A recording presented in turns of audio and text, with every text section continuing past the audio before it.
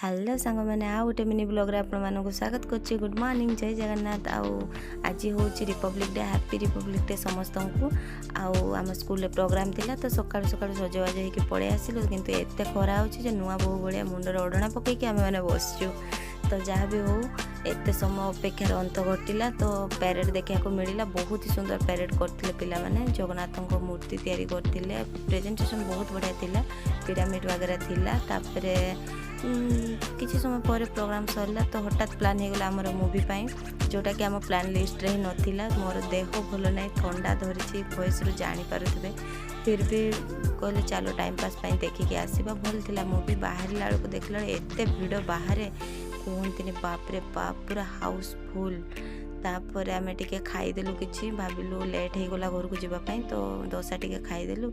बस रे फेरियार थिला आमको, आसु आसु लेट हो गला। आउ पेशेंस नथिला घरे पहुँचिकी किछि बनैबार कि खाइबार।